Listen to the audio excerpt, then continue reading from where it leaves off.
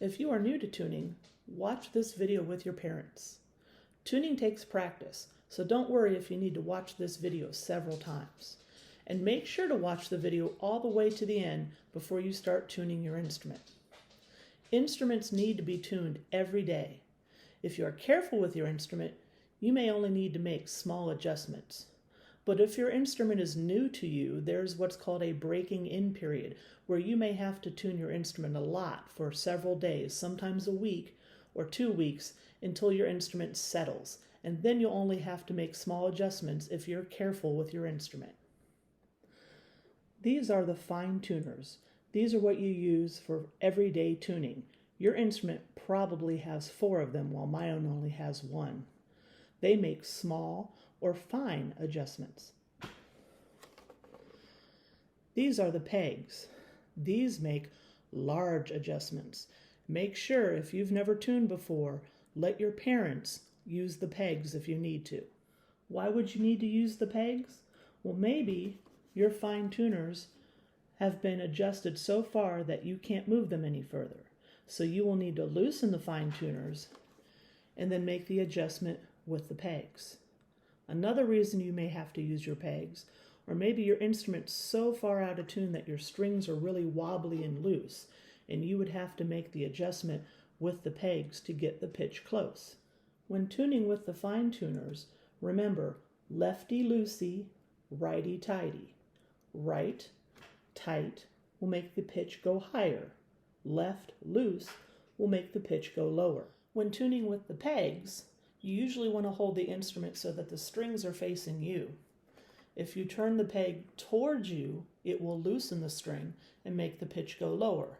If you tune the peg away from you, it will make the pitch go higher and tighten the string. Now remember, when you use the pegs, a little goes a long way.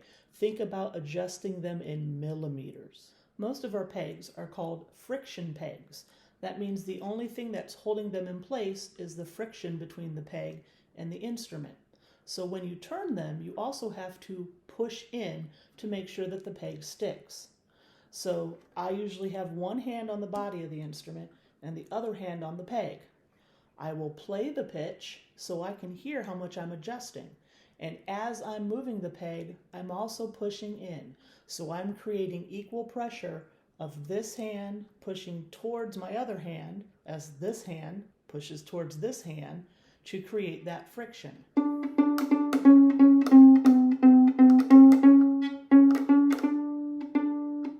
It doesn't take a lot of pressure, but it takes enough to make sure that that peg sticks. The bass doesn't have fine tuners on the tailpiece like the violin, viola, and cello.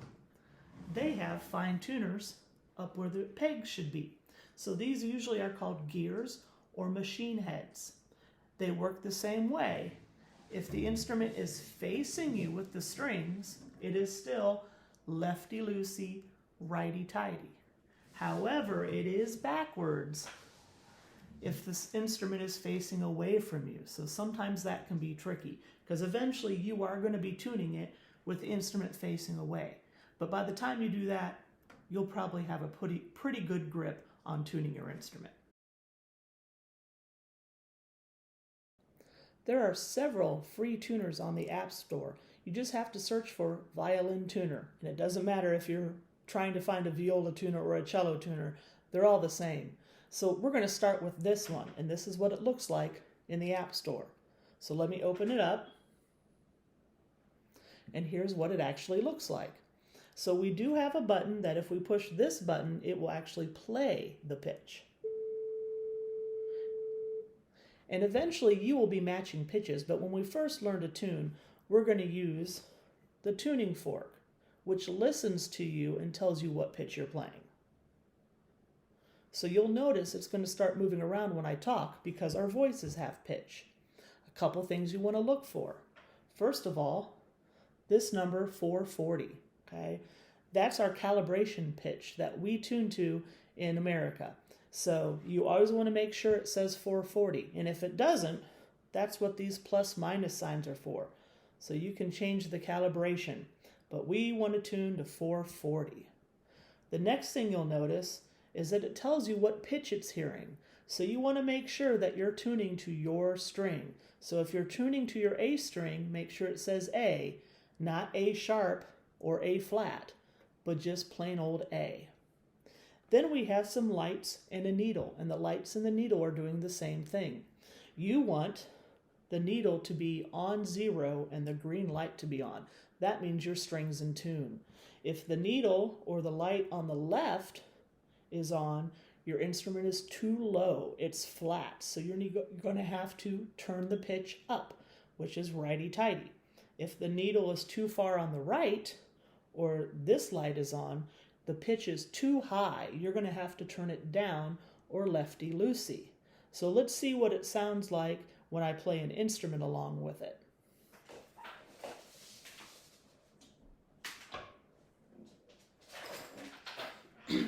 So here's a viola, and let's see what happens when I pluck my A string. So it's telling me that it's hearing an A, which is great because that's what I want to be playing. And now it's showing me that the needle is slightly to the left, so I'm a little low. So I want to turn my fine tuner righty-tighty just a little bit. And now I'm a little high, so I need to go the other way and turn it down a little bit. And now the needle's on 0, so I know I'm in tune. There are also some physical tuners that you can buy that we call clip-on tuners. Here are a couple examples that I have. So they have a little clip that you can adjust them and set them on your instrument. Now, these are really cool because they sense the vibration of the pitch that you're playing, not the sound that you're making. So if you're in a noisy environment, it won't affect your tuning. And they work in the same way. They'll have lights and needles that will show you whether you're too low or you're too high. But these don't read sound, they read the vibration of the sound to tune.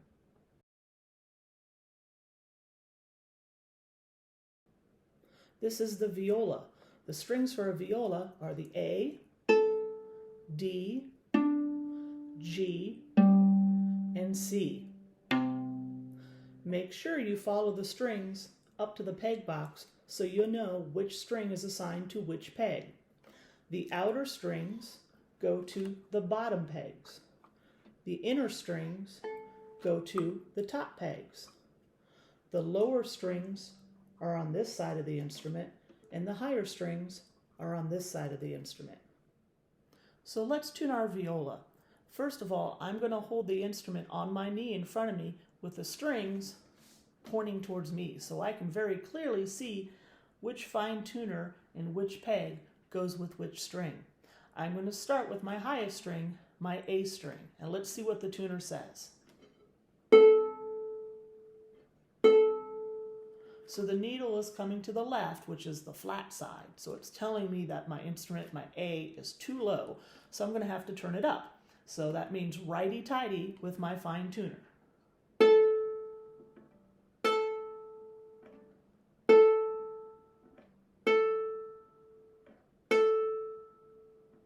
And now it's at 0, so it's in tune. Now, if I had fine tuners on the rest of my strings, I would do the same thing. But my viola doesn't have fine tuners, so I'm going to have to use the pegs. So I'm going to move over to my D string now. So the needle is just slightly to the left on the flat side, so that means I have to tune my string up a little bit. So I have to follow my string, so I know that this is the peg that tunes the D string. So that means I want to just slightly turn it away from me just to make that slight adjustment to make it in tune.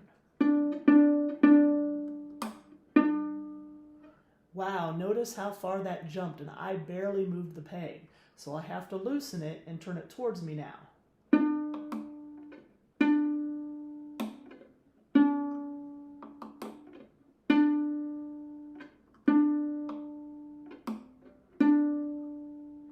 There we go. So now my D's in tune.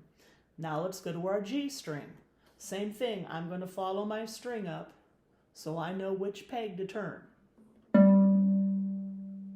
And the G string is pretty close, but again, It's a little on the low side, so that means I have to turn it up. So on your fine tuners, righty-tighty, but since I'm using my pegs, I have to turn it slightly away from me. Now my peg is kind of stuck. It doesn't really want to move. So what I'm going to do is I'm going to loosen it, because I know if I over loosen it, I'm not going to break a string. And there we go. Now it's in tune on a G string. If your pegs are ever stuck, always loosen it first, because if you over loosen it, you're not going to break a string. But if you over tighten it, you could break a string. So let's move over to the C string finally. And my C string is also low. So on my fine tuner, I would go righty-tighty. On my peg, which I'm going to follow the string up, and I know it's this peg, I'm going to have to turn it away from me slightly.